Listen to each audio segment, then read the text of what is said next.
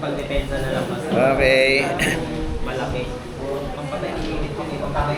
Good afternoon po sa bawat isa.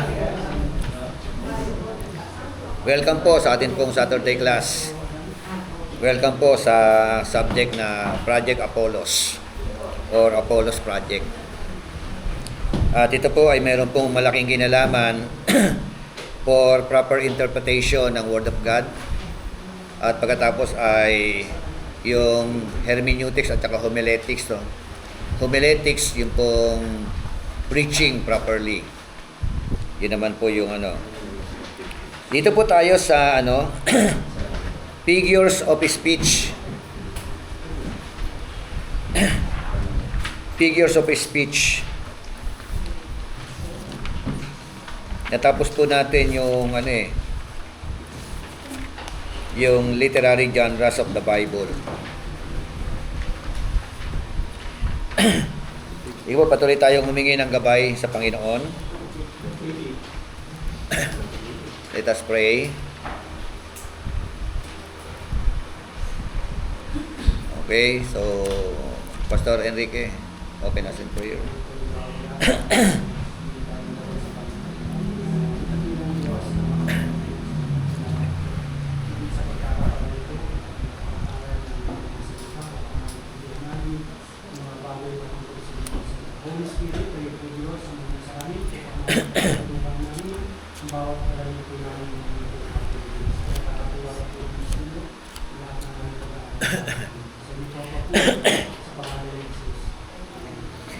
Amen.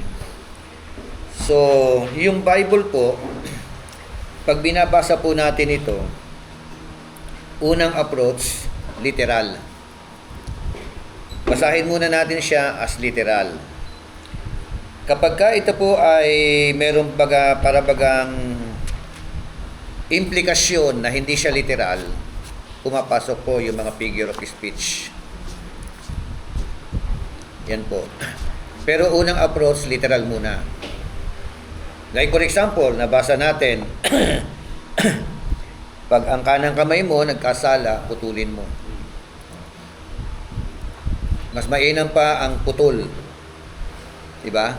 Punta ka naman ng langit. Kaysa naman meron kang dalawang kamay, punta naman ng impyerno. So, pagka niliteral mo yan, pagbabalik ng mga miyembro mo, mga putol yan.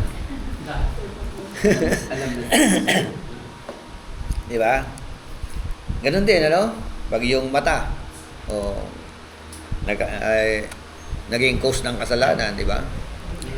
So, hindi siya literal na dudukitin o puputulin. Ano po? So, figures of speech. Meron pong iba-ibang mga figures of speech in the Bible.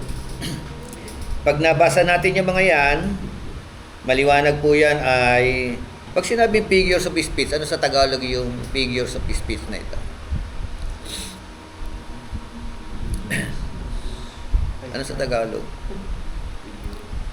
Figures of speech. Sige, mamaya na. Unahin muna natin pag-usapan isa sa figure of speech, yung tinatawag na simile.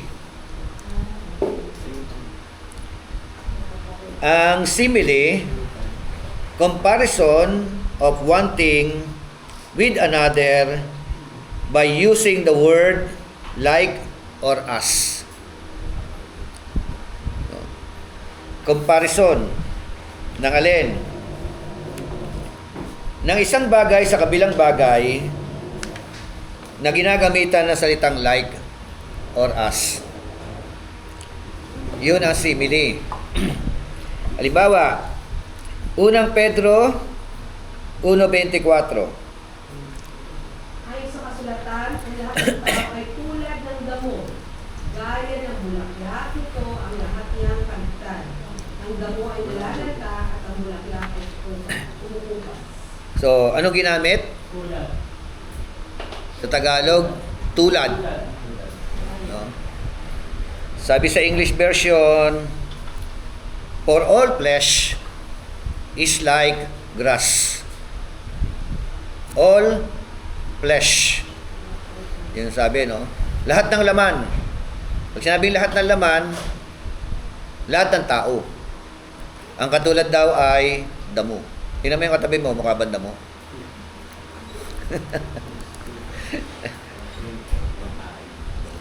Yun ang paghahambing, ano? For all flesh is like grass. In Psalms 1, chapter 1, verse 3, ano po sabi roon? Awit 1:3.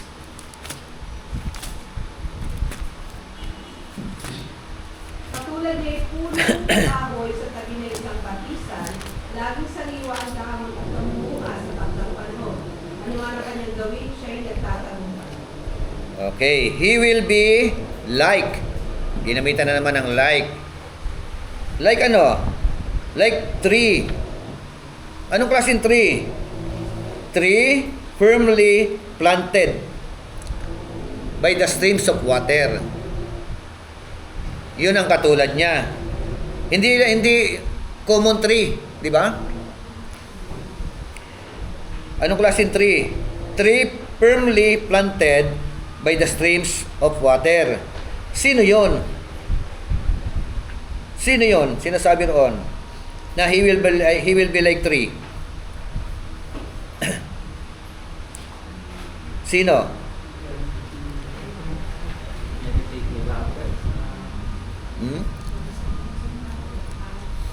Sino? Nasa context yung sagot eh. Hango saan? Okay. Yun, nasa verse 1. Hindi lahat ng tao. Di ba? How blessed is the man. Di ba? The blessed man, ibig sabihin. Ano yung kanyang ginagawa? Who does not walk in the counsel of the wicked, nor stand in the path of the sinners, nor sit in the seat of the scoffers. Tapos sabi ng verse 2, but his delight is in the law of the Lord, and in his law he meditates day and night. Ito po yung inihahalin tulad doon sa tree firmly planted by the streams of water. Pwede po ba yun na nasa iyo yung number 1? Yung verse 1? Pero wala sa iyo yung verse 2?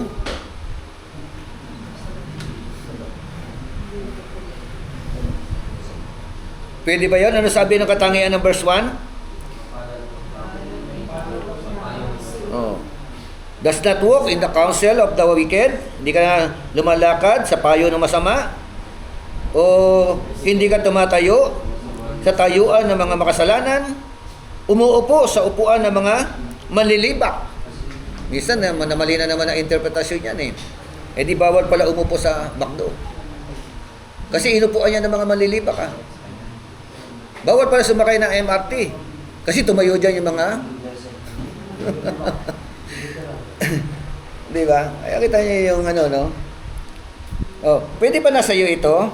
And at the same time, wala ka sa verse 2? No? Dapat package deal yan. Sabi ng talatang 2, but his delight is in the law of the Lord, and in his law he meditates day and night. Realidad ba ito sa maraming mga Kristiyano? Maring hindi ka umuupo sa mga upuan ng mga manliliba. Pero, wala ang delight mo sa law of the Lord.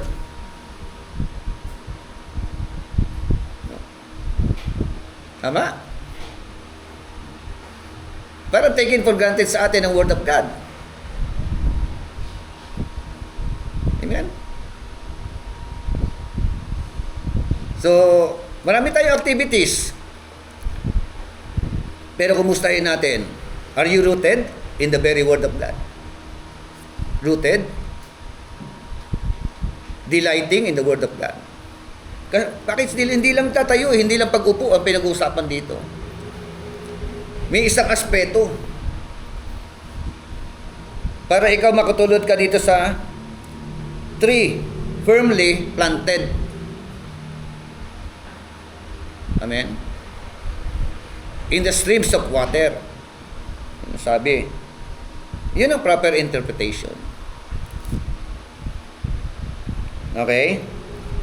So, simile. For all flesh is like grass. Pangalawa po, yung salitang metaphor. Ano ang metaphor? A metaphor is comparison in which a thing represents another by using the word is or are. Yun ang ginamit. Ano kaibahan ng simile sa metaphor? Using the word is and are. Pag simile, like or as. Simile yun. Pero, parehong merong comparison. Tama ba? Merong comparing from one thing to another thing. Halimbawa, Isaiah chapter 40, verse 6. The boy said, cry. And he said, what shall I cry? All flesh is grass, and all the goodliness thereof is as the flower of the field. May comparison, ano? All flesh na naman, ano? For all flesh is grass. Parang direct, ano? Para sa ano sa Tagalog niyan? Isaiah chapter 40. Ang tinig ng isa nagsasabi, ikaw ay dumain. At ang sinabi ng isa, anong aking idadating? Lahat ng laman ay damo, at ang mong kagandahan Di lalo luminaw. parang bulaklak ng parang. Kaya nga sabi ko sa kanya, tingnan mo nga katabi mo kung damo, mukhang damo. Eh dyan direct eh. Lahat ng laman ay damo. Nabuko. Diba? So, may comparison, ano? Ang damo kasi ang pinakamaikli ang buhay sa halaman sa gubat. No? Sana sinabi ng Bible, for all flesh is like bamboo. O bamboo tree. Mahaba, matagal ang buhay noon. O nara tree. Pero sinabi po, ikukumpara lang ang buong tao sa damo. Kaya ganyan kaikli. Lalo sa panahon natin ngayon, mapalad ang aabot ng 80. Palad na. No? Yung generation ninyo, mapalad na po yung 80. Eh, Bible nga, 70 lang daw eh. Di ba? So, actually, hindi yung pahabaan ng taon na inilagay mo sa mundo. No? Ang pinaka-bearing dito, yung quality na panahon na inilalagay mo dito sa mundo na ito. Eh ano, mahaba ang taon mo, umabot ka 100 taon. Punong-puno naman ang kalukuhan, punong-puno naman ang kaguluhan. Diba? Dapat quality time. Direct, ano? Ang lahat ng laman ay damo. Figure of speech. Amen? Yun. About Matthew 8:13.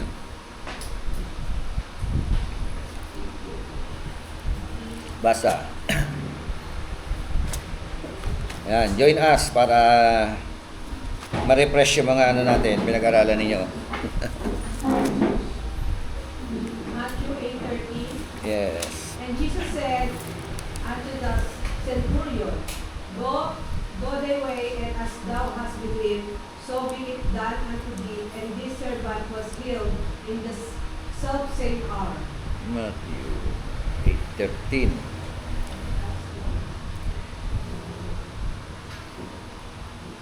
And Jesus said to the centurion, Go it shall be done for you as you have believed.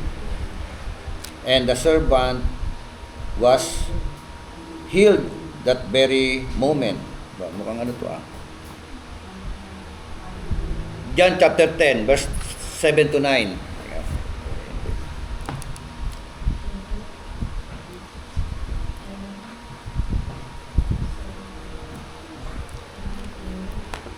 Ten, 7 to 9. And he said unto them again, Verily, verily, I say unto you, I am the door of the sheep.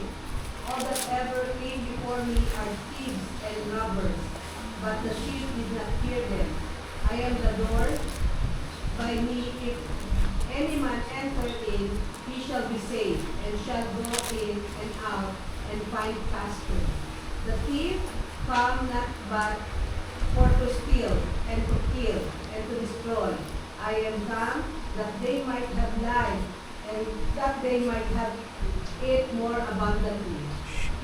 Okay. Sabi ng verse 7, So Jesus said to them again, Truly, I say to you, I am the door of the sheep. Verse 10, The thief comes only to steal and kill and destroy.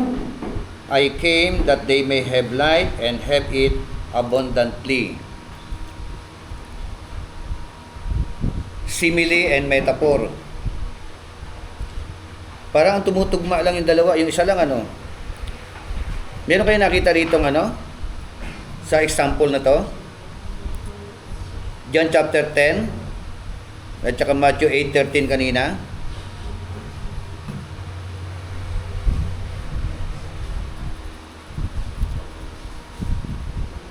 Parang ang angkop lang Isaiah chapter 40 verse 6.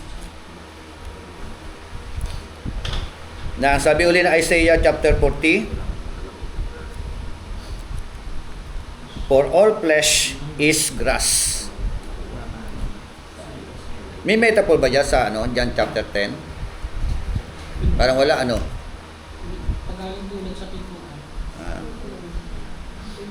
Hindi, kung ginamitan halimbawa ng dalawang salita is and are. Check ko lang mamaya yan. Sunod po. So how can you differentiate simile and metaphor? What are the difference between simile and metaphor?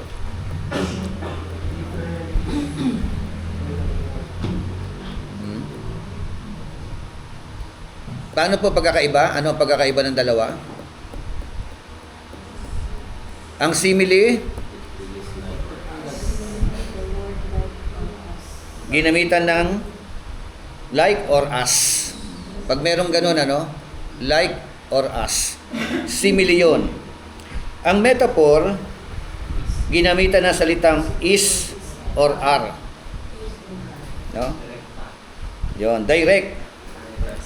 How about metonymy? Metonymy. Ang metonymy, substituting of one word for another. Pakibasa po ang Proverbs chapter 12 verse 18.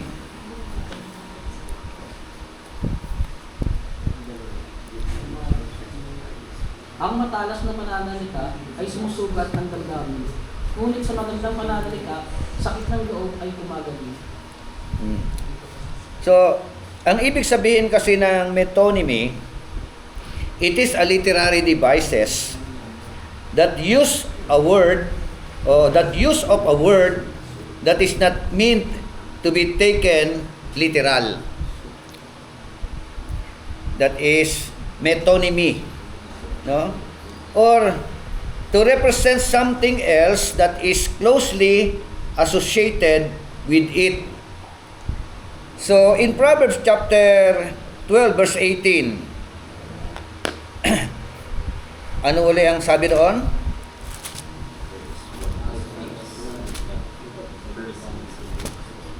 Proverbs 12:18. English version.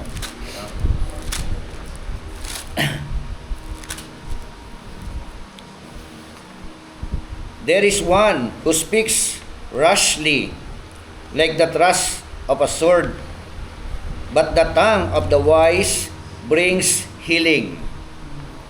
So, how can you identify yung metonymy? Anybody?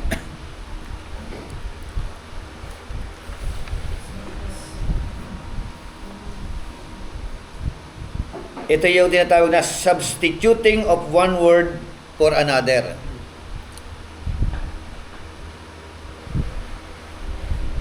Yes. Or literary device that use a word. Gumamit daw na salita. No? Oo. So ano dyan yung metonymy? Yung matalas na pananalita ay sinusugat sa damdamin. Matalas na pananalita. Oh. Sabi lang, there is one who speaks rashly. Anong dulot ng matalas na pananalita? Ang katulad daw niya, ano raw? Yun. Katulad daw niya, thrust of a sword. Sumusugat ng damdamin. Pero, yung salita ng matalino brings healing. Kaya magkaiba, no? Parehong pananalita. Kaya whether we like it or not, ang salita mo, pwede nagbibigay ng kagalingan. O, sumusugat ng damdamin. Di ba? Pananalita. No? Kaya, depende. Psalms 18, verse 1. I will love thee, O Lord, my strength. O Yahweh, kay aking minamahal, ikaw ang aking kalakasan. Ano sabi?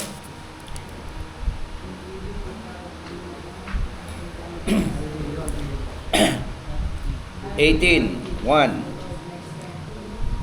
I love you, O Lord, my strength. The Lord is my rock and my fortress and my deliverer. Alin dyan ang metonymy?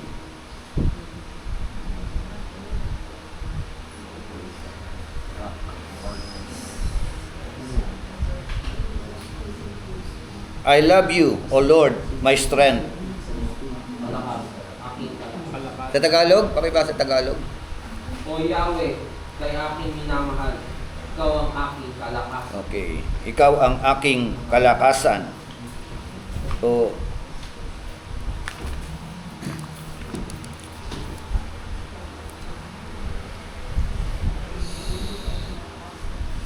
Ang Mer- ikaw ni aking kalakasan. hmm.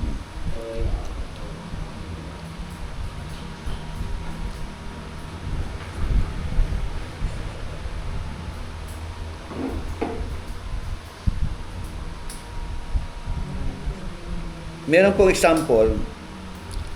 Ito yung pangungusap. The president said, the pen is mightier than the sword. The pen is mightier. The president said, is mightier than the sword. Ano yan? Talinghaga no? Parang metonymy. Kailan yon? That the pen is mightier than the sword. Ano ibig sabihin ng salita na yon? Sa pirma lang. Ha? Meron lang mga pangyayari. Mali-mali tayo. Baka Di ba madalas sinasabi natin, short pen is better than to a long memorization. Diba? Pirma, sige, Di ba? Sa walita. Isulat mo yan. It is written. Di ba? Oo. Kailan po na naging mas mighty ang pen? No, halimbawa, paano nagiging mas mighty ang pen sa sword? And when the pen is mightier than the sword? Talinghaga no? Ako pa susunod, ako masunod. Oh. Ito gusto ko. Kaya nga. Klaro na. Kaya madalas inaano yung constitution no. Wala na. Oo. Hindi mo po pwedeng baliin yun constitution yan Minsan, pag nakapirma na, pirmado na Ayun, di ba? Hindi natin ito pwedeng ano yun. Oo. Alam, dokumento, pinirmahan mo. Di ba? Yun ang pinaka-ebidensya. Kumbaga, yung mga kapatiran din na walang kinalaman pero nakapirma ka. Tapos na. Tulong ka. Itinakda na. So, yun po yung para bagang parang yung communication is mightier than military. Parang gano'n. So, representing military. Diba? Proper communication. That is, metonymy. Yung word pen. Diba? Na ginamit. Pang-apat po na figures of speech, synecdoche. Ano ito? Substituting of a part for the whole or the whole for the part. Part for the whole or the whole for the part. Basa po Luke chapter 2 verse 1.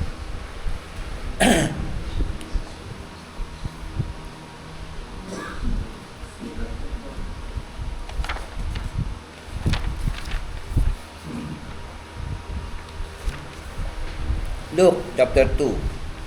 Panahong iyon, inurus ni Emperador Augusto na magkaroon ng census sa lahat ng nakakupan ng imperyo ng Roma. English version. Now, in those days, a decree went out from Caesar Augustus that a census is to be taken of all the inhabited earth. No. Kailan daw? Saan daw yung census? Is to be taken of all the inhabited earth. Sa English version. Ibig sabihin, kasama Pilipinas dyan. Diba? Kasama ang China, kasama ang Amerika, kasama ang Europe. Inhabited earth Whole. Yun ba ang ibig sabihin ng mga talata?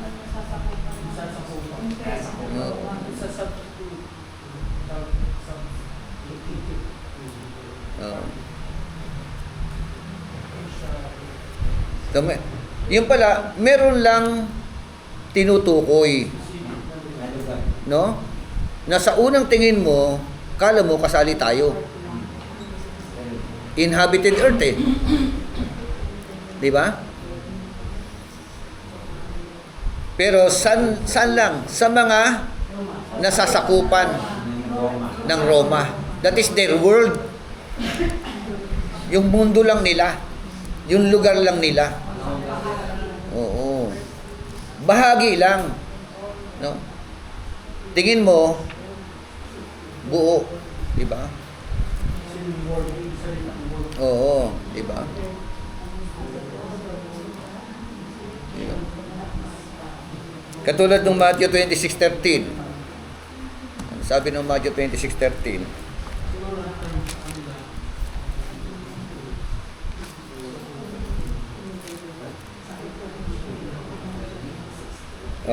Basa 26:13.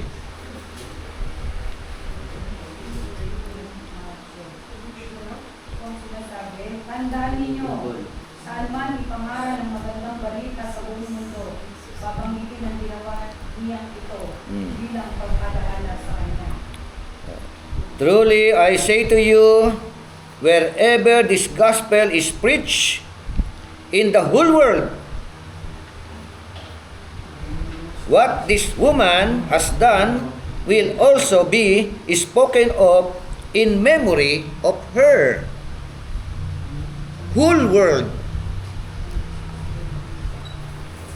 Oh. Ano yun? Panahon nila, ang tawag nila, buong mundo. Mundo nila yun. Buong mundo. Yun ang terminology nila. Oo. So, ibig sabihin, that is not literal. Diba? Tandaan ninyo, sabi roon, saan man ipapangaral ang ebanghelyo, ang ginawa ng babae na ito, diba? Ay mababanggit. Sa buong mundo, sabi roon ano? May part na binabanggit, akala natin buo eh. Pero sa atin, mga nagbabasa, pagka nababasa natin, whole world, buong mundo na. Diba? Ngayon ang tanong, kung ito ay buong mundo kasama tayo, pag nangaral po ba tayo, nababanggit ba natin ginawa ng babae? Yes. Bakit? Wala na topic talaga. Every time na mangangaral tayo, nababanggit natin ginawa ng babae? Ay, hindi naman. Madalang sa patak ng ulan, kung mabanggit man natin. Pero sabi, every time, Ang time nila. no? You preach the gospel. Kung ano ginawa ng babae, babanggitin. Kasi nung binuhusan ng babae ng pabango ang ating Panginoon, kakaiba yun. Kakaiba yun sa kanya kapanahon. Sabi nga research natin 1 taong sweldo yun. Yung gaano kahalaga yun. Di ba? Kaya during that time, bantog na bantog ang babae na ito sa ginawa niya. Pinag-usapan siya. Di ba? Kaya every time ipapangaral si Kristo, pagkamatay ng Panginoon, may ginawa ang babae. Bago mamatay, binuhusan ng pabango. Amen? Amen. So, hindi akala natin buo, yung pala, bahagi lang. Ang tinutukoy pala, Roman world. No? Mundo sa panahon ng Roma. Lahat na nasasakupan niya, maaari. Okay? How about Romans 1:16?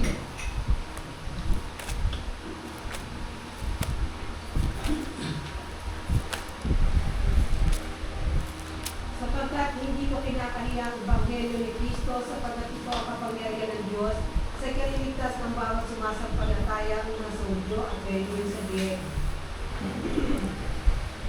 For I am not ashamed of the gospel, for it is the power of God for the salvation to everyone who believes, to the Jew first and also to the Greek. How about Proverbs 1:16? Tingnan natin yung comparison ng dalawa. Proverbs 1:16.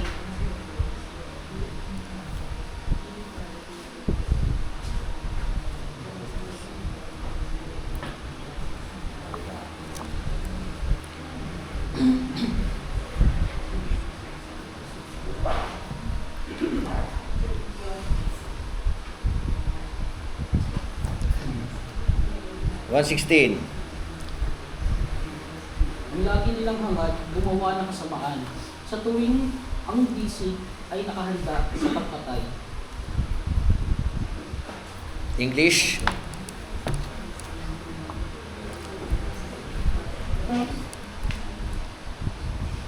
Yung pong synecdoche na pinag-usapan po natin, substituting of a part for the whole or the whole for the part. Sabi nga, ang synecdoche, it is a literary device using part of something to represent the whole. Ginagamit isang bagay to represent the whole. Using the whole, represent the part. Pwedeng baliktaran. Kabuuan, nagre-represent sa isang bahagi. Na halimbawa, all hands on deck. Ano sa Tagalog yung all hands on deck? All hands on deck. Ano ibig sabihin noon? Oh, seaman. Ano ibig sabihin nito? All hands on deck. Ibig sabihin po, all hands on deck, ibig sabihin, lahat ng mga all hands on deck, ibig sabihin, All hands on deck. kailangan mapag-aralan mo ang mga navigasyon. Hmm. Yung Parang, yung mga television. ano yung deck? Ano sa Tagalog yung deck? D-E-C-K. Kaya ang deck, di siya ang deck nautical sa taas. Okay. Ang laman ng deck, yung piloto. All hands on deck. Oo. Piloto radar. Hmm. Kailangan lahat yan, alam mo paano siya i-operate, paano siya malaman kung bakit sa bishop direction, bishop yung kumbaga, alam mo yung going guide of the ship and ship in the direction of the wind. Sinig Duce, no? May bishop, parang ano yan, halimbawa meron tayong meron tayong isang proyekto Ayan. na malapit na. Okay. Tulad natin yung exam anniversary. So, lahat yung kawali, kabilang. So, sabi ni Bishop, all hands on deck, mag-focus tayo. Yun. Lahat kailangan natin. Yun. Hindi natin ibig sabihin all hands on deck, no? Lahat yung Yun. Magtutulungan. Tulungan. Para makapag-focus dun sa ating Yes. programa. Oh. Wala naglalakwatsa. Wala. Wala. Meaning, the people working together. Parang ganun, ano? So, all hands on deck. Yan ang meaning. Pero,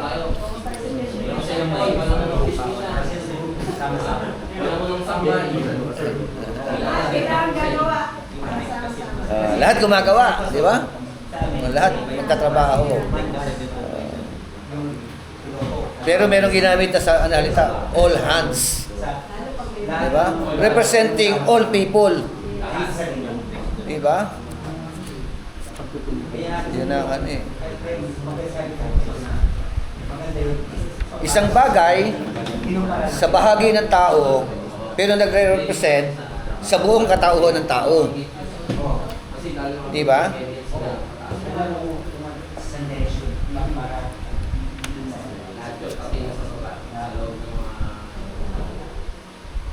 Halimbawa, may nag-usapan, wheels. Wheels. Meron akong wheels. W-H-E-E-L-S. Ano yun? I have a wheels. O I have a wheel. Eh, wheels yan eh, di ba? Ano ibig sabihin noon? Manibela. Manibela. Ano? Gulong. Gulong. Ay kasi natin kalima, meron akong 4 na gulong. Meron ako 4 na gulong. Oh. Ibig sabihin, literal, may 4 na gulong ka. Ang pinag-uusapan, isang bahagi. Gulong ang pinag-uusapan. But representing car.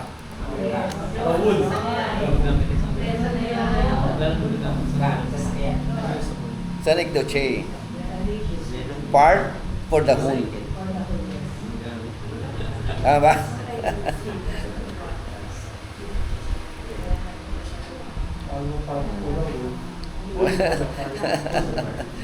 Yan nga, di ba? Figure of speech eh, no? Mga ganun eh, no?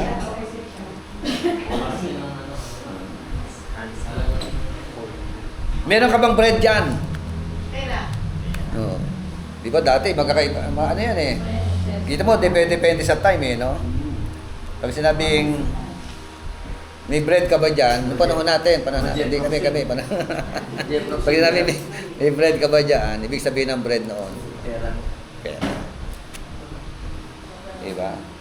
But bread representing, not literal bread, tinapay kasi, no? Hindi lamang sa tinapay, nabubuhay ang tao. Pero hindi lang sa pera na Bread representing food, di ba? Bread representing money. Di ba? Kita niyo, no? Isang bagay, kumakatawan pala sa isang malaking bagay. No? Hindi nila sabihin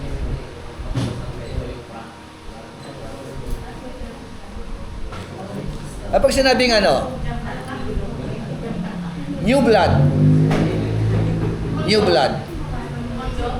What does it mean, new blood? New blood. Oh, meron tayong new blood dito. What does new blood means? yung ano, Using synecdoche. New blood. new generation. New breed. New blood means new members. Yeah. Okay, so yan po yung ano. Kaya napakalawak ng Bible, ano? Hindi basta, sabi ko nga, una basahin natin literal. Pag merong implikasyon na figure of speech, ang ibig sabihin ng figure of speech, tayutay sa Tagalog. Tayutay.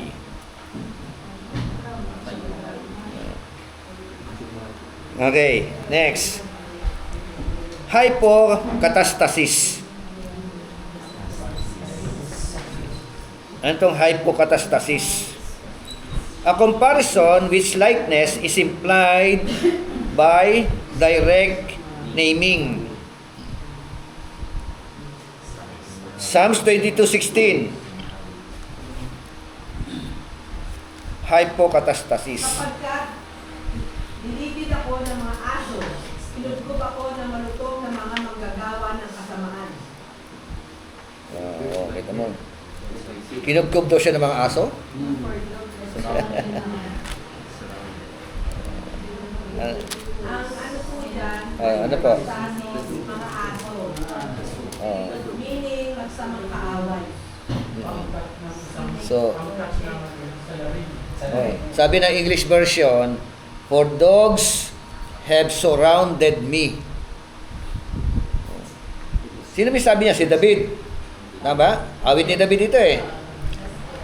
For dogs have surrounded me. A band of evildoers has encompassed me.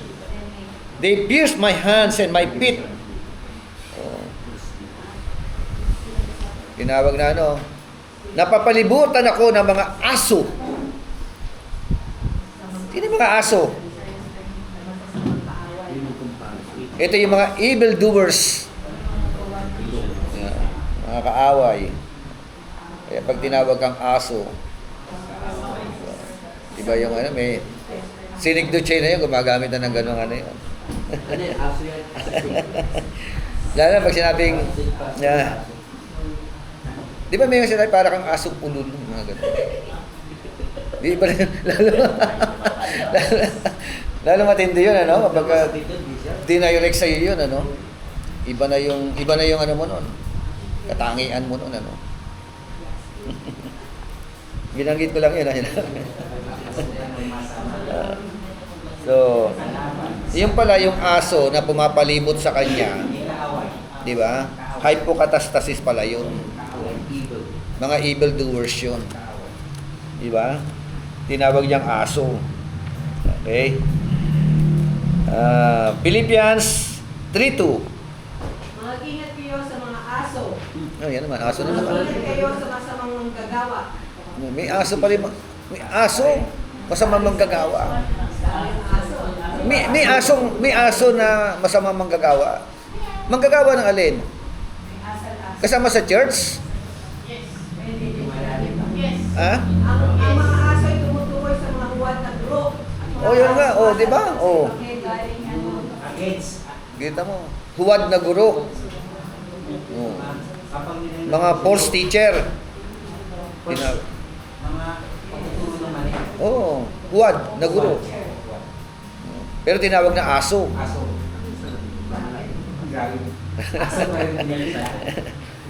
Si David naman, tinawag niya yung mga umaaway sa kanya na mga aso. Aso. Mga evildoers. Aso. Ganun, no? About Acts 20:29.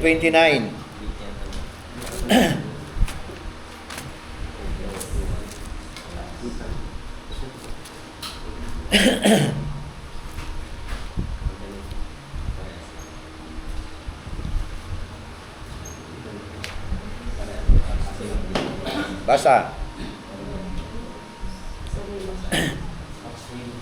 20 verse 29. Pagkaalis ko, pasok ang mababangis na asong gubat. Walang patawan nilang lalabain ang awa. No, di ba? No? Talagang ano, no? So, hindi literal na darating yung mga asong gubat. Kung bakit yung Di ba? kalaban. Oo. I know that after my departure, savage wolves will come in among you, not sparing the flock. Sino ito? Yung mga yung savage wolves pala, no? Yung pag-alis ko, meron daw darating na mga savage wolves. Tinawag niyang savage wolves, eh, no? Tao yan, tinutukoy niya. Di ba? Oo. So, lalapain daw yung mga tupa. Nakita nyo, hypocatastasis. Ano? Another one, personification.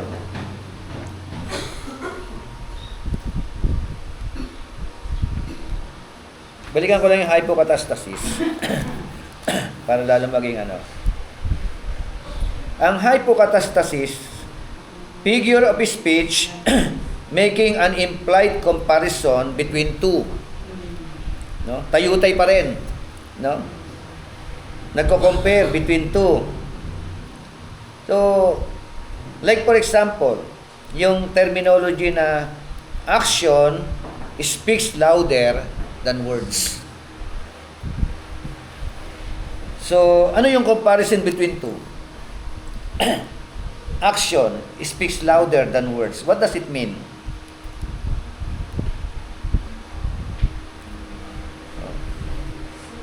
Ano ibig sabihin nun?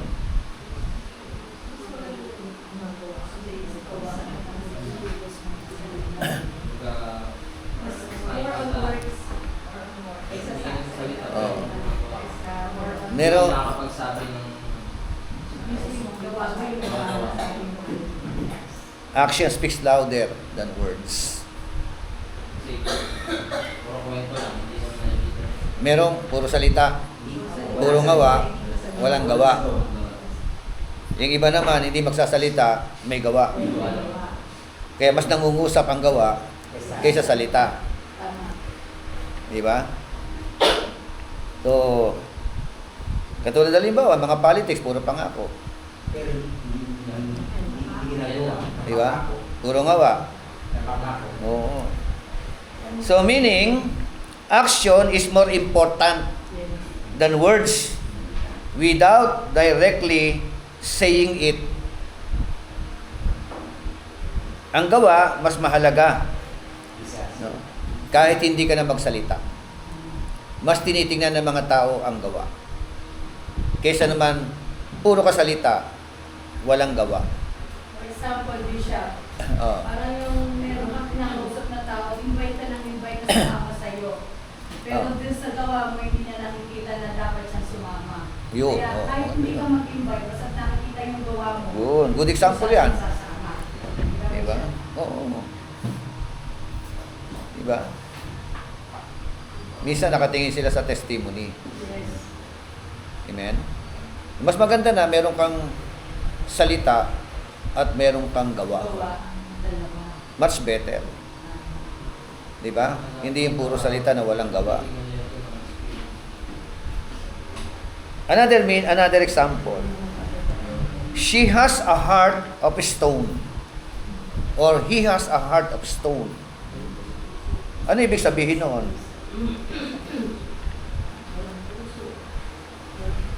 What does it mean? No. Pusong bato din siya. Pusong bato. Heart of stone. Di ba? Saan siya kinukumpara? May comparison, di ba?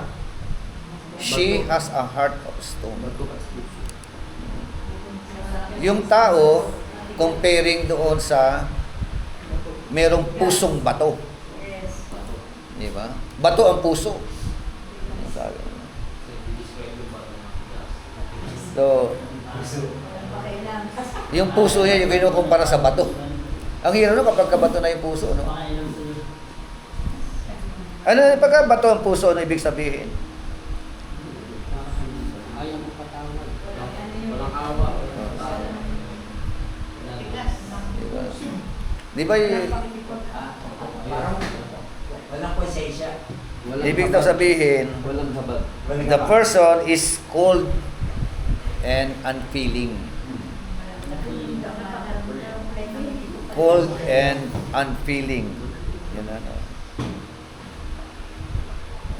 Para bagang sinasabi that person is deceitful. No? But not direct stating. Ano? So, hypocatastasis na tayo, no? The personification. Ascribing human characteristics or actions to inanimate objects or ideas or animals. Ascribing human characteristics. Basa po Isaiah 35:1. Ang ilang at ang tuwing lupain ay magagala at ang disyerto ay nasaya at mamumulaklak ng gaya ng rosas. Aba. Isaiah, tingnan natin. Aralala lang ano. 35. Ano niya yung personification? Sabi roon, the wilderness and the desert will be glad. And the Araba will rejoice and blossom like the crocus. So, personification. Ano ang ibig sabihin ng personification? Ascribing human characteristic. Ano ang human characteristic dito? Ha? Uli lang mo pa ilan. Tapos kinumpara kay wilderness. Ano gagawin ng wilderness? Sabi, the wilderness and the desert will be glad. Diba? Sabi ng ano no? Ibig sabihin yung tao, no, nakakaranas ng gladness. Diba? That is tinatawag na personification. Ascribing human characteristics. Pwede palang mas maging masaya ang wilderness, pati disyerto. Diba? Samantala tingin natin dyan, isang bagay lang na walang pakiramdam o walang diba? Pero the Bible said, yun nga, the wilderness and the desert will be glad. Isa pa, Romans 6:9. Yamang si Kristo ay muling binuhay mula sa mga patay ay hindi na mamamatay. Ang kamatayan ay hindi na nanggaling sa Kanya. Okay. Ano dyan yung personification? Kamatayan. Yun. Yan, tingnan natin, Romans 6:9.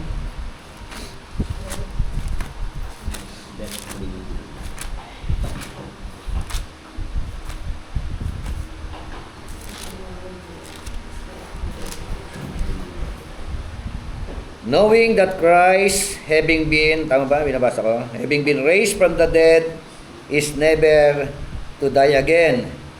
Death no longer is master over him. Okay. Kamatayan. Another one. Nahari.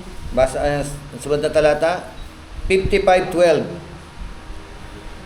Sapagkat kayo magsisilabas sa may kagalakan, ang mga bundok at mga burol ay aawit sa harap ninyo, at sa lahat ng tulong kahoy na parang may magpapakpak sa kanilang mga kamay. Ang mga bundok at ang mga burol. Anong gagawin nila? Aawit. Diba? Magsisiawit. So, nang may kagalakan. Yan ang sabi na ano eh, no? Ibig sabihin kasi ng personification, it is a literary device attributing human qualities. No? Human emotions, human actions to non-human entities. Yung wilderness, non-human entities yan. The desert, di ba? Pero nagre-rejoice sila. Di ba? Kung ano nararamdaman ng tao, kaya nga personification eh. Parang ginagawa din o nararamdaman din ng wilderness o ng mga bagay na ito. Yung non-human entities. So, halimbawa, sabi roon, the wind whispered through the trees. The wind whispered through the trees. The sun smiled down on me. Medyo may mga galing mga tao, no? Parang nakangiti sa akin ng ano, parang, yung ano, ng ano, no? Parang pakiramdam mo. The flowers dance in the breeze. Personification. Non-human entities experiencing, no, nung nararanasan ng tao. No? Ang tao pwede makaranas ng gladness, rejoicing, di ba? Dancing, everything. Pero yung non-human entities, referring to the wilderness, referring to the desert, no?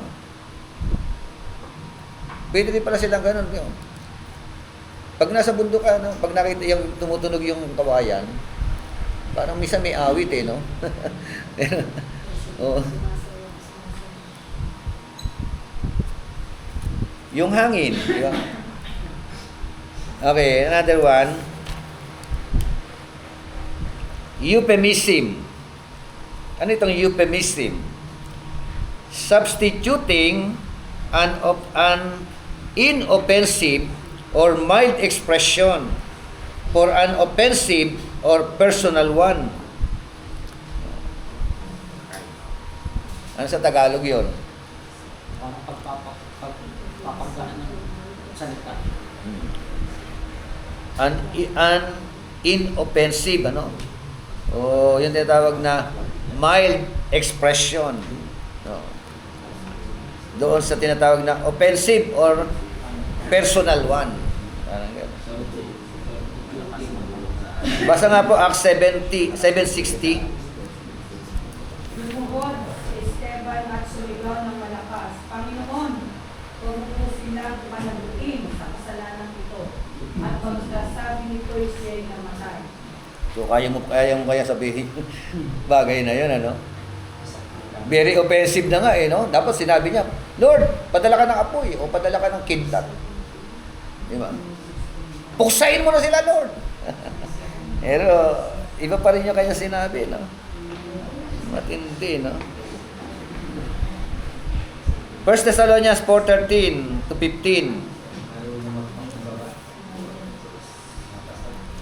Pero, saan na ba tayo? Di ba euphemism? Euphemism na tayo, no? Basa po.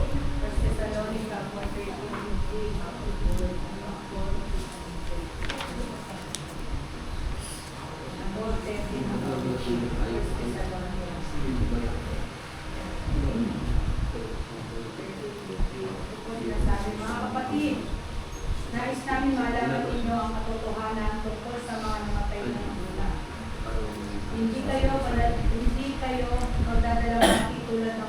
ang walang pag-asa. Dahil naniniwala tayo si Jesus ay namatay at muling binuhay. Naniniwala din tayo bubuhayin ng Diyos upang isama kay Jesus ang lahat ng mga namatay na sumasakay sa Kanya. 15. Ito ang itinuturo ng Panginoon na sinasabi namin sa inyo. Tayong mga nabubuhay pa at nakikira pa hanggang sa pagpalitan ng Panginoon ay siya ay hindi mauuna sa mga namatay na. Okay. So, ang euphemism, literary device, used to convey unpleasant, offensive, or sensitive topic in a way that is less harsh or direct. Less harsh or direct. Kunyari, imbis na sabi mo sa kanya na hindi na kita mahal, sabi mo sa'yo, tapos na ka. Mas hindi masakit. Hindi. Hindi, masakit pa rin yun. Hindi na kita mahal eh. Di ba? Hindi ba maganda sabihin mo, ganito, Ay, hindi na direct.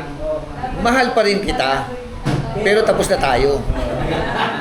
Di ba? Mas ganun, mas paano yun, ano? Less harsh yun eh, Ay, di may ba? asa yun. May asa pa yun. May mag-asa pa. Ganun din. Oo. Ayun. Mas malayad po yun. Mahal pa rin kita bilang kaibigan. Oo, less harsh nga eh, no? Pero binabasted mo na. Kailangan po. Kailangan malayad eh. Dapat ilonggo ka. But,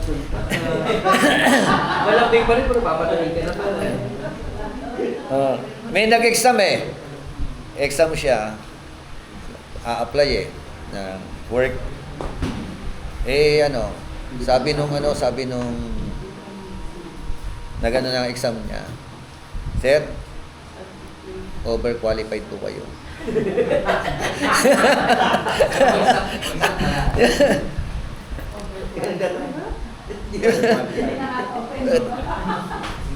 Kaya hindi pa kayo nakapasa. Di ba? Di ba less harsh yun? Hindi po namin kaya yung standard niyo.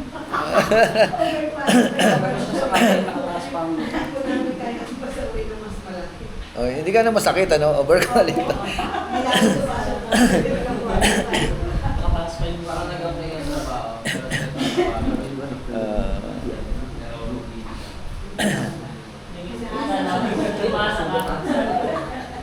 Di ba? So, ano pa yung mga terminology na less harsh? Ang kailangan namin, 87 ikaw, effective lang pag-asa. Sabi ko salamat ka. Isa, sa company ka, lumipat ako. Ang kailangan na yung kahit 27, ang 32. Sabi ko, sir, maraming salamat ka.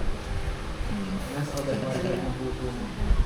Hindi ka na nasaktan. Hindi na. Pero pinatapos ko na. Pinatapos ko na. Oo. Pagkatos niya, sige sir, maraming salamat ko. Sabi na is, North TV.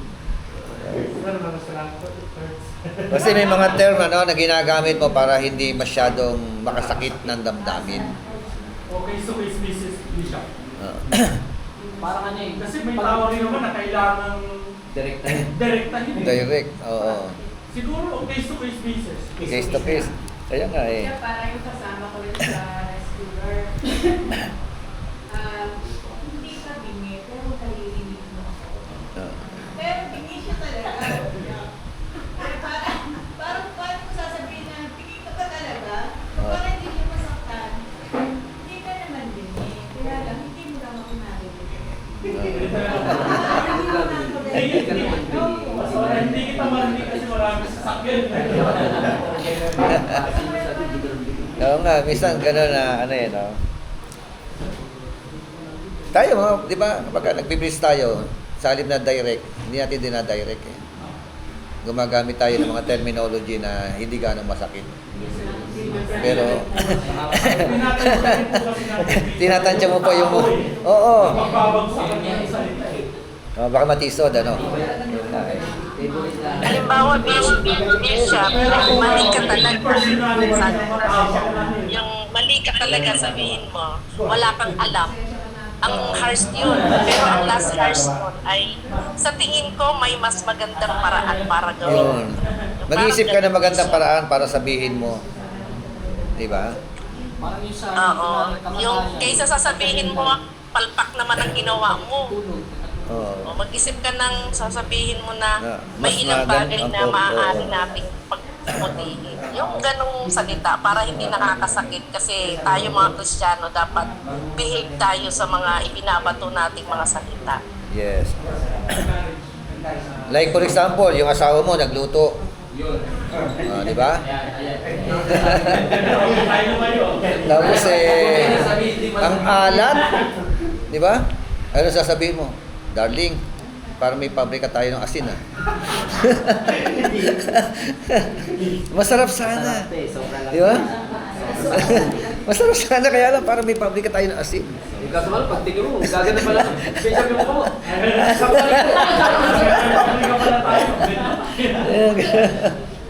Hindi. Reaction pala yung mukha mo. Masarap yun eh. Katulad yung ano, halimbawa oy, yung basurero. Ano para hindi sila ma-open? Oy, mga basurero kayo, hindi naman ganun, di ba? May ibang terminology. Ano tawag sa kanila? Ano kami? Sanitary engineer kami. Magumanta, di ba? Pero, garbage collector pala yun. Di ba? Mga garbage collector. Hindi offended. Ba? Sinabi mo nga niya na yung mga pulubi. Masakit yun, mga pulubi. Pero Oo. sabi, street people. Di ba?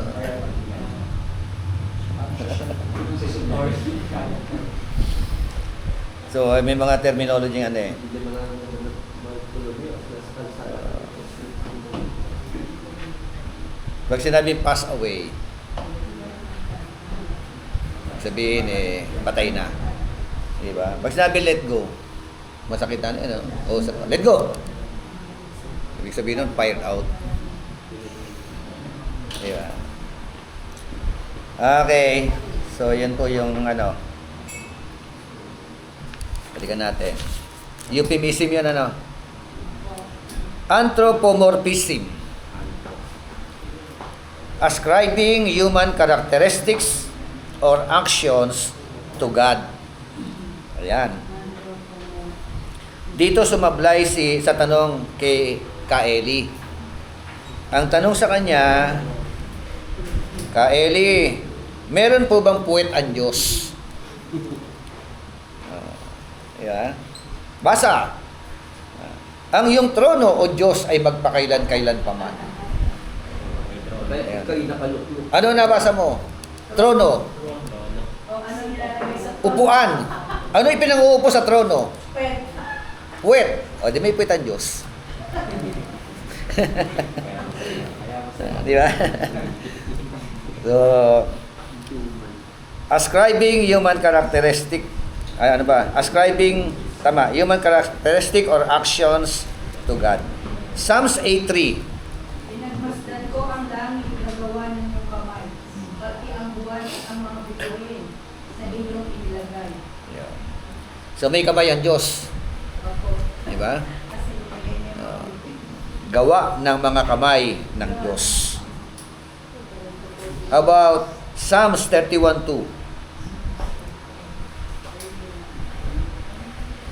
31 verse 2. Sinasabi sa 31, kung mapalad ang taong hindi pinaparatangan sa harap ni Yahweh, hindi siya nanlinlang. 2 Chronicles 16:9.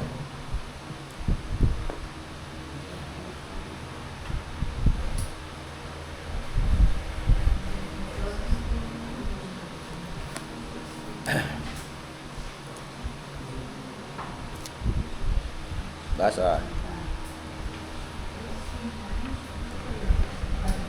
For the eyes of the Lord run to and throughout the whole earth to show himself strong in the behalf of them whose heart is perfect toward him.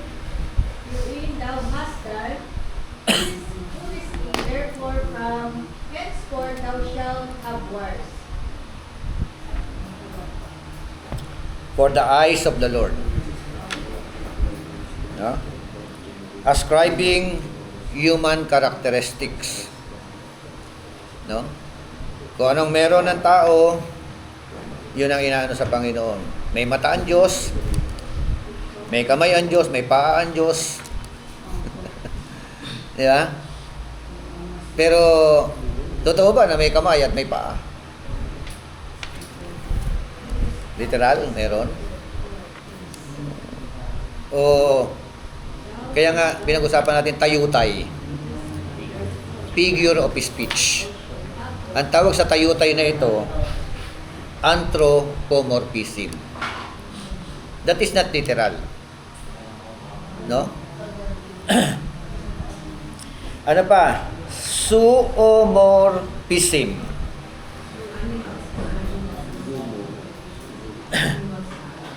Ano itong zoomorphism?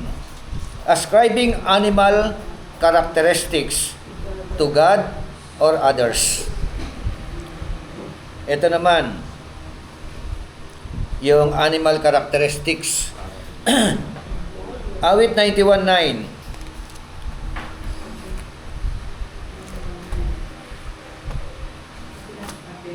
Sapagkat si Yahweh ang iyong ginawang tagapagpananggalang, tagapagsanggalang, at ang pinili mong pag-iingat sa iyo'y tataas-taasan. For you made the Lord my refuge, even the most high your dwelling place. Job 16:9.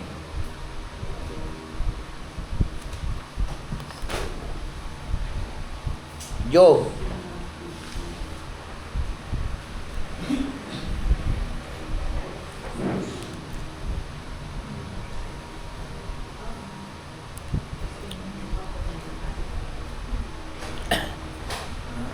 Basa po, 16:9. Dahil sa matinding koto niya sa akin, halos ako'y kanyang pagputol-putulin. Mga matay nanlilisik, may puot pumutulin. Kanino pangungusap yan? Who's talking? In Job 16:9. Galing sa labi ni Job?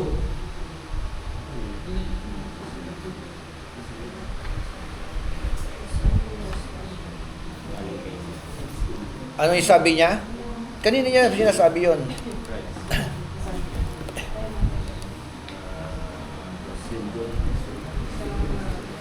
Kung kay Job galing yan, ibig sabihin hanggang sa chapter 16 ng Job, ang pagkakaalam ni Job, lahat ng dilubyo sa buhay niya, si Lord ang may gawa. Ganon? Yun ba yung totoo? Hindi po, hindi po.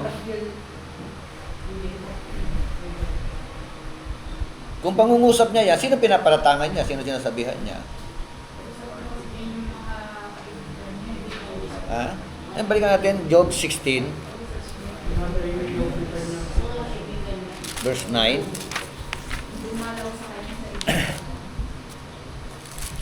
Yung dumalaw ba sa kanya, nagsabi nito? 16, verse 9.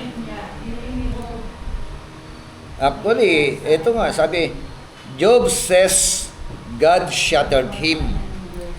Si Job ba nagsalita rito? Hindi sa mga kaibigan niya. Oh.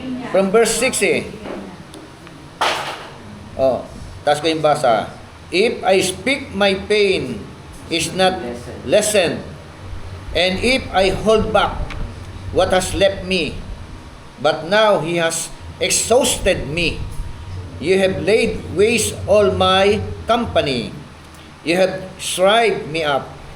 It has become a witness, and my leanness rises up against me. It testifies to my face. His anger has turned me and hunted me down. He has gnashed at me with his teeth. My adversary glares at me. Oh. Parang sa akin, yung pag hindi kasi wala yung pakiramdam mo, kung ano na lang naiisip mo, ano na lang yung lumalabas. Yun na lang lumalabas sa bibig mo. Actually talaga hindi yun ang bibig. Dahil sa hindi na niya maligid sa halugyo. Kaya kung ano na lang naiisip niya, napapagulit na lang. Kasi ang senaryo, no? Ibig sabihin, puro sugat na siya rito. Ano yung nararanasan niya? Durog na siya rito, no? Hindi yung man yung damdamin niya. Because yung pain na lang. Oo. Yes. Kung ano na lang naisip niya, yun na lang. Yun na lang. Tapos So, ang kanyang sabi niya, ganyan. yung sitwasyon niya. Sinisisi pa na sinisisi ko ano yung Diyos sa mga nangyayari sa'yo. Parang sinisisi niya na ang Diyos dito. Opo, parang Ano po eh? ganun. Ano po yan? Kung babasahin natin, Paninisi na kay Lord. Hindi po siya, namamali na yung Hmm. pass. Pananaw niya. hindi na nilisisi. Pero hindi niya sinisisi. Ano yung parang sinasabi ko na susunod sa mga Oo. Ang naninisi dyan yung makasama. Ako sa Elipas at saka sa Kaya yan nga siya. Oo, eh, tatlong magkakaibigan. question niyo, yung sovereignty ni Lord, na-question niyo dahil dun sa mga kaibigan niyo. Oo. Namamali na yung perception niya dun sa sovereignty Ang ni yayari Lord. sa Eh. kanya. Pangyari. Kaya nga kung kasi sabi, matuwid eh. Oo. Saan nagkasaan? Kasi Pero nung binabagay niya to, yung senaryo niya, inuud na yung katawan niya eh. Patay na yung 10 anak niya eh.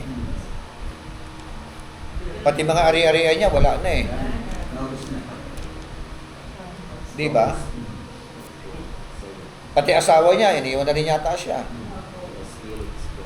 Tama yung sinabi sa blessed are those who are mourning. Mourning siya yan eh. Oo, di ba? Grabe yung ano niya rito. Kaya niya binanggit ito, sabi niya, His anger has torn me, no? And hunted me down. He has gnashed at me with his teeth. Eh, hayop lang ang pwedeng lumapa. Eh. Parang nilapa na siya ng ano eh. Kaya ascribing animal characteristic to God.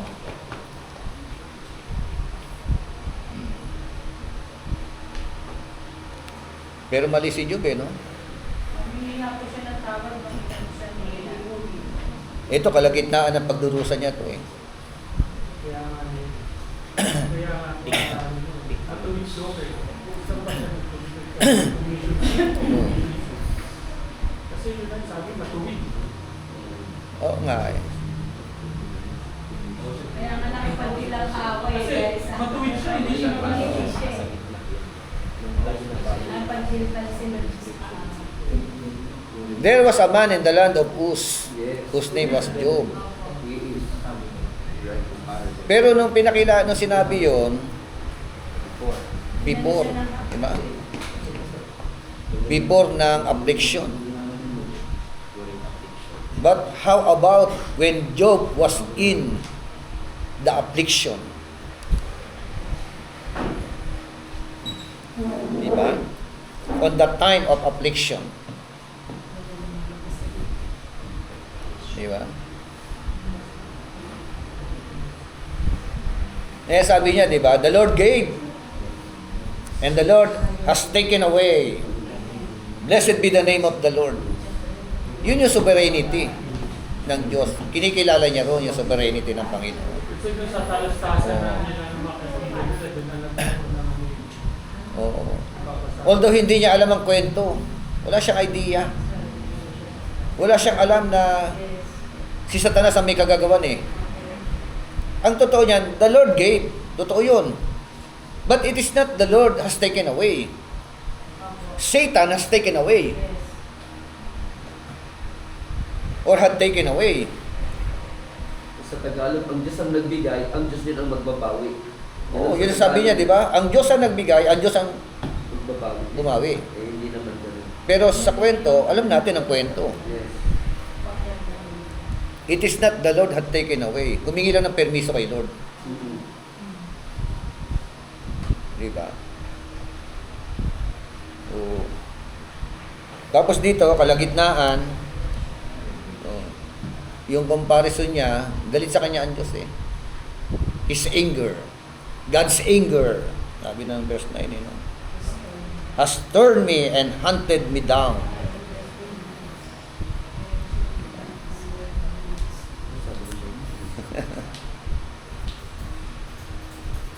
Para raw siya nilalapa no? Siguro naapektuhan na siya ng yung tatlong kaibigan na pasawayan, no?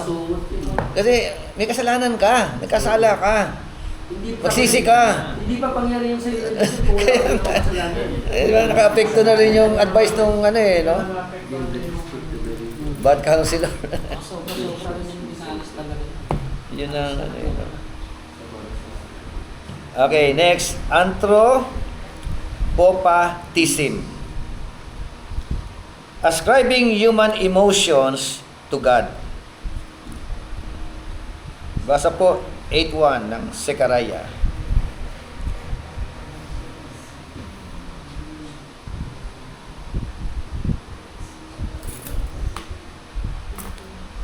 Kaya 8:1, sinabi sa akin ni Yahweh ng mga pangyayari sa lahat.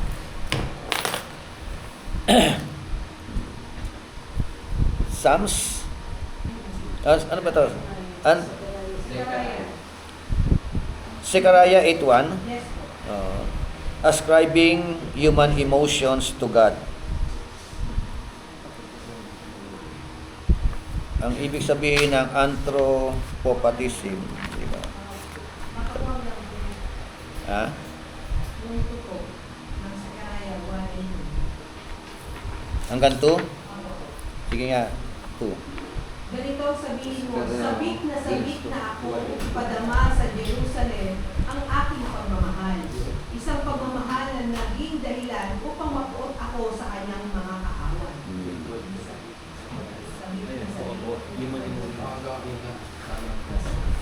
Sabik na sabik. Ascribing human emotions to God. Okay.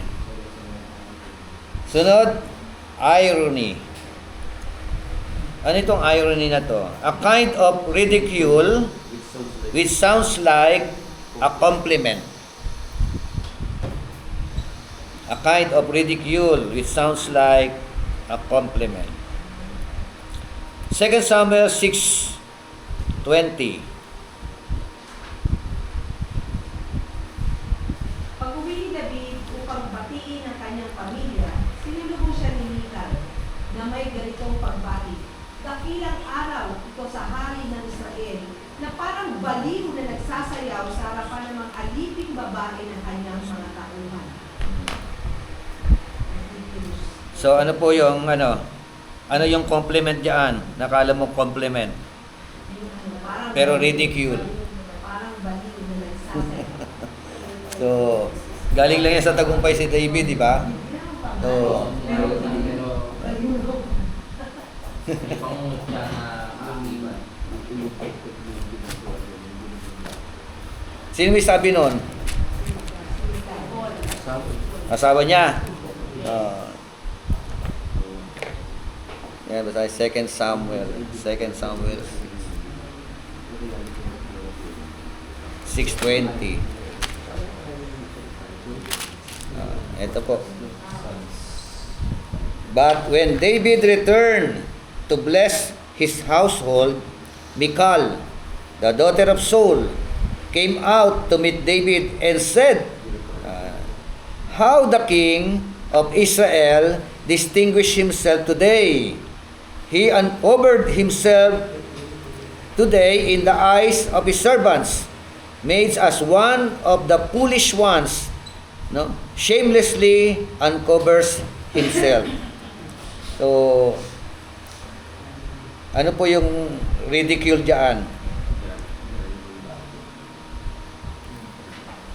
Nagsasayaw siya, di ba?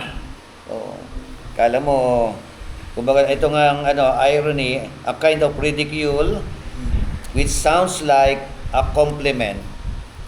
So, meron pa tayong mga karanasan na ganyan. Sounds like compliment pero ridicule. Paano yun?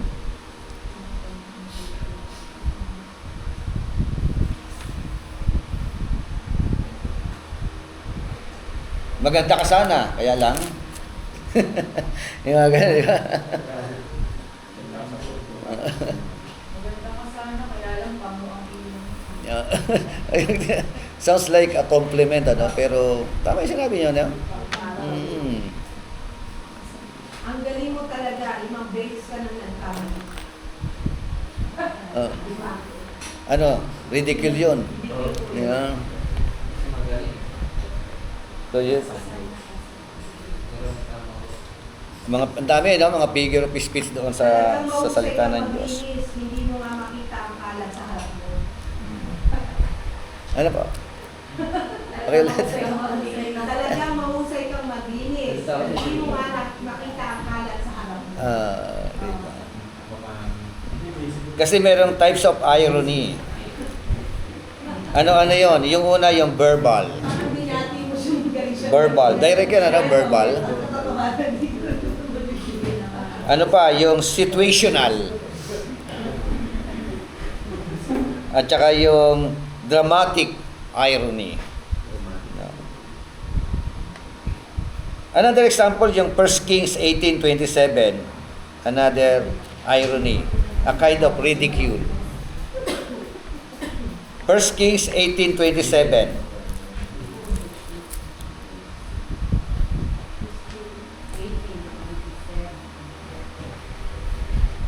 Nang katanghalian ay hinamak na sila ni Elias. Sabi niya, laksan pa ninyo. Isa siyang Diyos, di ba? Baka nagbubulay-bulay pa siya. O kaya nasa palikuran. O baka naman may pinuntahan lang. O baka naman natutulog, kaya kailangan gisingin. So, lakasan pa ninyo inyong loob. Di ba? Sigaw. No? Parang gano'n eh. No? Ridicule yun, ano? Yan ay pang-uuyam na eh, no? Ni, ano eh. That is a kind of ridicule. Eh, may verbal, meron situational, at meron tinatawag na dramatic. Another one, hyperbole.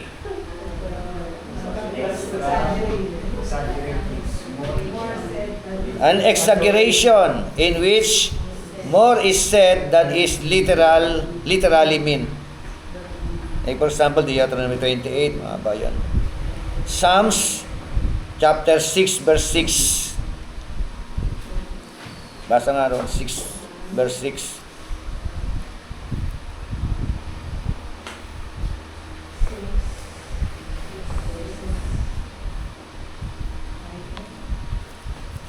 Awit. Pinangihina ako nitong aking karamdaman. Gabi-gabi basa sa luha itong aking higaan. Binabahala ng kakaiyak itong aking... Grabe, no? Hyperbole, eh, no? Exaggerated. Di ba namin mga exaggerated, eh, no? Yung mga, ano. Grabe naman problema yan, ano? Nalulunod na nga, eh. Di ba? Chapter 6, verse 6, ano? Sabi sa English version, I am weary with my sighing. Every night, I make my bed swim. Grabe na. Grabe na yung problema nito ni David, ano? Gabi-gabi. Ano? Sabi rin, I make my bed swim. Hindi nyo sila believer to. Ginagawin swimming pool yung kanyang bed, ano?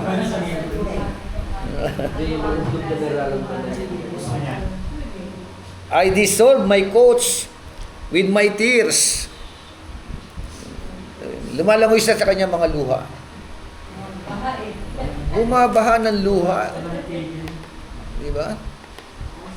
To the point na nagsiswimming na siya. Kasi sabi sa verse 7, I make my bed swim. mata ko yun, namamaga dahil sa pagluha. Magaan na talaga yung mata niya. Diba? Yan ah. Exaggerated.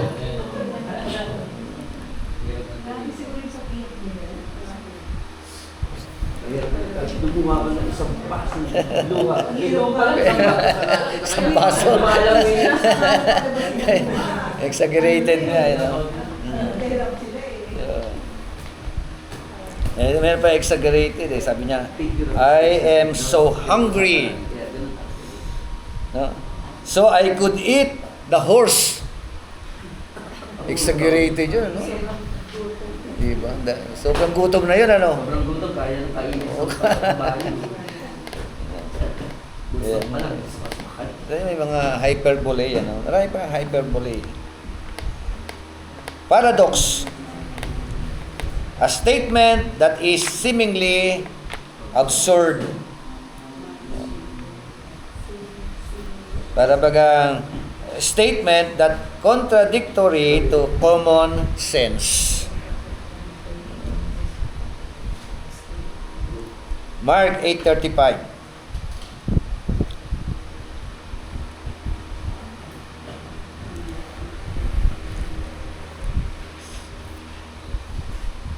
Ang sino mang nagnanais na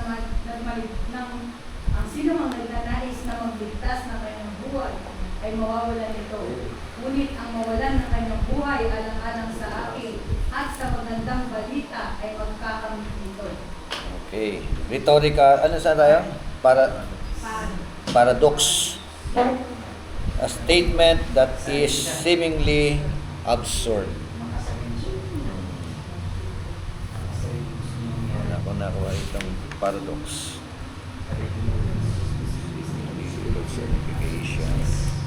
Okay, next is rhetorical question. A question to which a verbal answer is not expected. Ito na po tanong na kung saan hindi umaasa sa verbal na kasagutan. Genesis 18:4.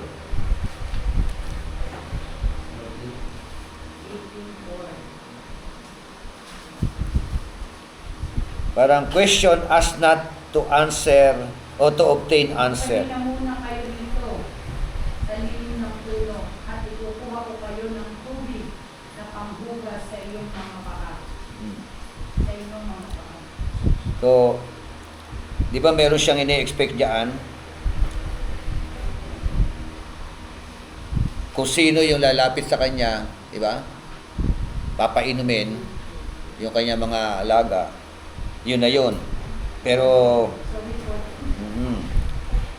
Jeremiah 32:27, Romans 8:31. Mga rhetorical question. Number 5, litotes. Ba? Yun ba spelling pronunciation nito? O litotes, ganon. Tama ba yan? Litotes. Litotes. Pronunciation. So, ano raw ito? An understatement in which less is said than is literally meant. An understatement in which less is said than is literally meant. Acts 21:39, Numbers 13:33, 1 Corinthians 15:9. Basa po. Sumagot si Pablo, ako'y isang budol-tubo sa Tarso ng Cilicia at mamamayan ng kilalang lungsod sa iyon. Pinapakiusap ko sa inyo na ako'y payagan ninyo makapagsalita sa mga tao. 21:39. In Numbers 13:33. Ito na po, statement eh.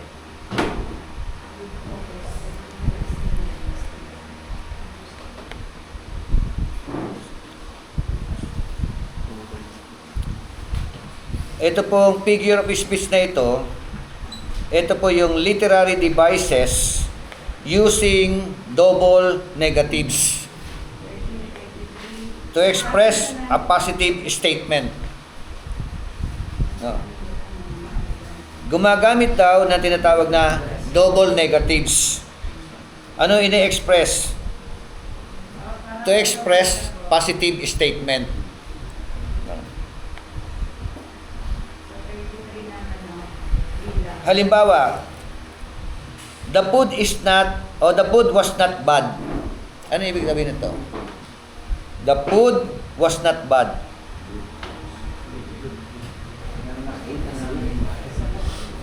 Oh. Oh. Yung not bad, ano yun? Negative statement yun, di ba? Oo. Pero, ang ibig sabihin ng salita na ito, the food was good. So, hindi ko literal. Oo, no. Ginamitan ng negative. Dalawa pang negative, not bad eh. Pero ang conclusion niyaan, ibig sabihin lang, the food was good. Another, she is not unkind. Or he is not unkind. Ano ibig sabihin nito? What does it mean? Kasi yung salitang not unkind, double negative yan. No? Not na, unkind pa. Di ba? Oh. So, ibig sabihin, she is kind. Di ba? Di ba? Double negative. Yun pala yung ibig sabihin. Kaya, inulit ko na po, yung approach natin sa Bible, una, literal. Pag may nasisipat tayo na simile, no? Nakita natin ko, no? Simile. Is, are. Ano ba yun? Like and as. Diba? Metaphor, is and are. Ano pa? Metonymy. Synecdoche. Hypokatastasis. Personification. Kaya, alala ko lang nung araw, nung ako tuturo ako sa Glorian Hope Seminary, WMTC, meron kaming quarterly conference. So, isa po ako sa mga speaker doon. Tapos meron dumalo na mga delegates. Isa sa delegates sabi niya, ayoko na umatin dyan. Bakit? Kasi nakita ko yung mga tao may sungay. May mga sungay. Pero yun na kanya nakita. So, binigay niya ng maling kahulugan. Di ba? Horn. So, ano ibig sabihin ng horn? Sungay. Yun, di ba? Kaya nga eh. Kasi nga, mali ang kanilang paglalarawan kay Taning. Si Taning, namumula ang mata, may sungay. Biblical speaking, maganda yan eh, gwapo yan eh. Wala na may pinilalarawan ng pangit sa talas ah. Di ba?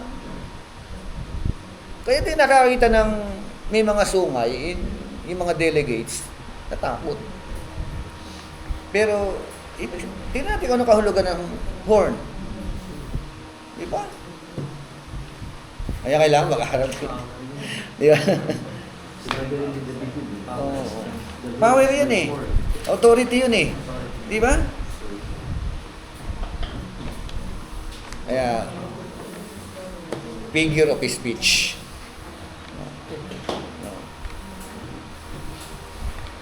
Kasi yung figure of speech ginagawa literal.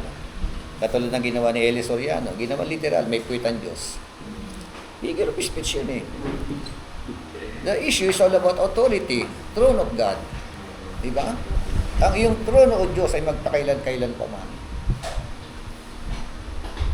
Amen? Okay, that's all. Thank you for your time. Ang susunod na pag-usapan po natin, figuring out the figurative.